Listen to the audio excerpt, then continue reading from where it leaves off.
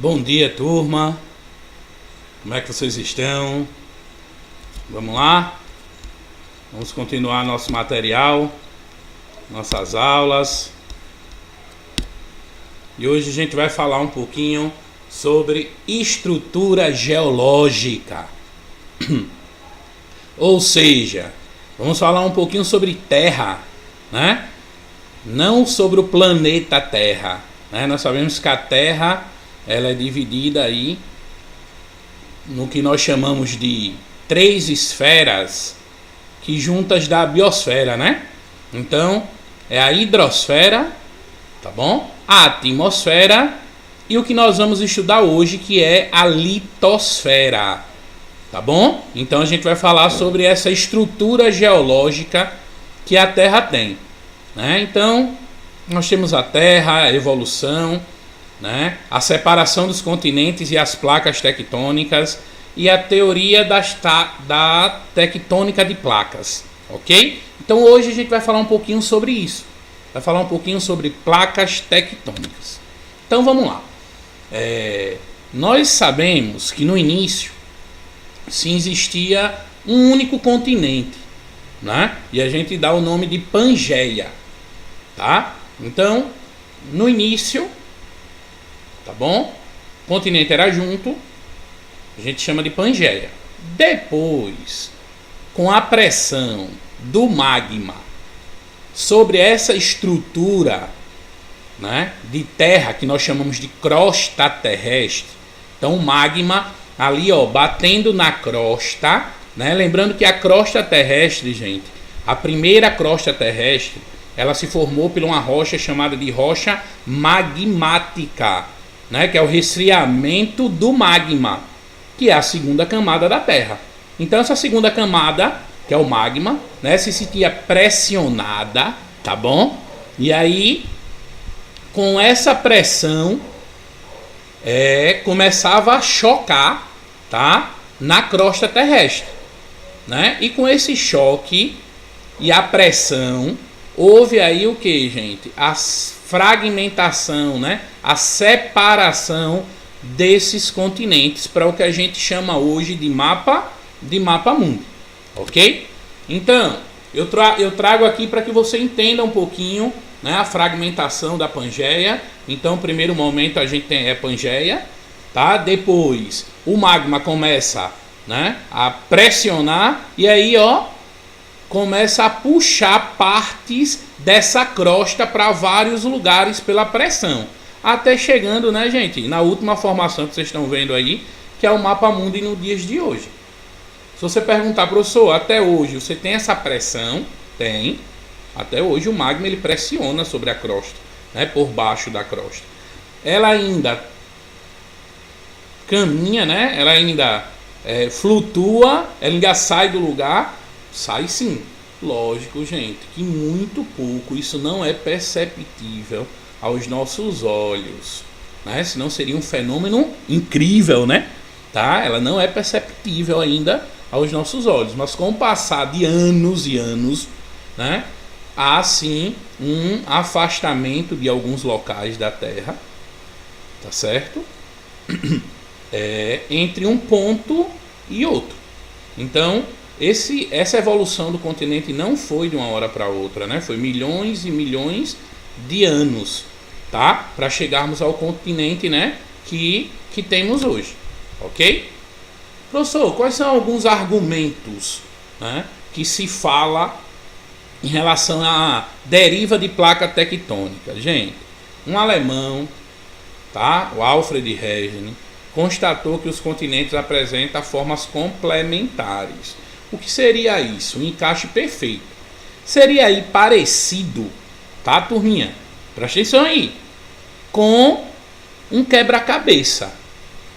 Um exemplo. Se você pegar aí no mapa, né, você vai ver que, se você pegar um mapa mundi aí, o nordeste do Brasil, né, descendo um pouquinho pelo sudeste, tá, se encaixa onde? Na África. Então, esse alemão, ele tentou com essa teoria mostrar que a Terra era um quebra-cabeça, só que ele tinha que provar também isso, né, gente? Então, o que é que acontece? Ele começou a viajar para alguns lugares que ele achava, né, que esse lugar já foi junto um dia. E aí você pega um exemplo, o Nordeste, tá, do Brasil, e o solo dessa parte da África que se encaixa, e aí percebe que o que? Tem os mesmos solos. Plantação, né? Vegetação nativa parecida, tá? Fósseis parecidos de animais que viviam no mesmo lugar. Então, ele tentou com isso provar essa teoria, tá? Que logo lá em 1902, né, quando ele começou a falar sobre isso, gente, ele não conseguiu provar. Só em 1950, tá? Estudiosos pegou de novo a sua teoria, tá bom? O alemão Werner não estava, né, mais vivo. E aí pegaram a teoria e agora com a tecnologia melhor, eles conseguiram sim provar e comprovar, tá certo? Que realmente a Terra, né, o planeta Terra, a crosta terrestre já foi junta no momento que se resfriou e depois a pressão do magma foi afastando, tá bom? Então, em que consiste a teoria das placas, tá? Então, primeiro, que a litosfera está dividida, que essa placa se desloca em pequena velocidade em direções diferentes, tá bom? Depois ele fala aí, né, que a litosfera é uma camada rígida que engloba a totalidade da crosta e a parte mais superficial e rígida do manto. E a astenosfera, gente, se situa-se sobre a litosfera, comportando-se como um fluido que possibilita os movimentos da placa, tá? Então, a litosfera é a parte mais rígida, né? E a astenosfera, essa já está no manto. Ela é como uma papa, né? Como um fluido, tá? Onde tem um movimento, onde a placa, né, se movimenta, tá bom? Ali por cima. Então, essa é a teoria de placas tectônicas, ok? Que começou, né, com o alemão. Em 1950, vários estudiosos começaram a tentar detalhar as placas tectônicas e os seus movimentos, né? E conseguiram entender na sua totalidade como isso ocorre, ok? Então, estou tentando agora aí através de uma imagem, né, mostrar para vocês as partes, né? A crosta continental, né, onde nós moramos, onde tem aí, né, um vulcão, tá? Onde tem montanhas, ok? A litosfera, né, que compõe essa primeira parte, que é sólida, e a astenosfera, que é uma parte mais fluida, mais pastosa, tá bom? Ok? E aí, gente, eu trago aí um mapa das placas, tá? Que nós temos no mundo.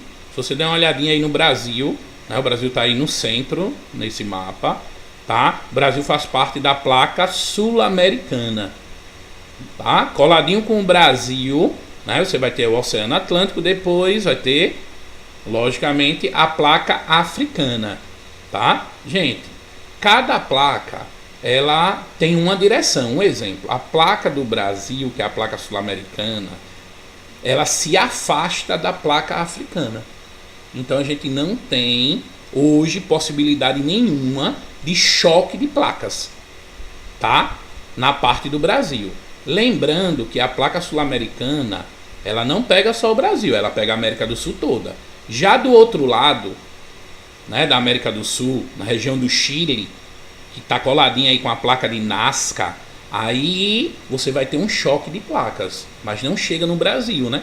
Atinge muito a essa região, que é a região do Chile, né? A região da Cordilheira dos Andes, tá bom? E aí, por que se movimentam as placas, né? As placas tectônicas movimentam-se a partir dos ifs, devido que as correntes de convecção de magma na astenosfera, como eu tinha falado para vocês, tá bom? Um abraço, tudo de bom, tchauzinho!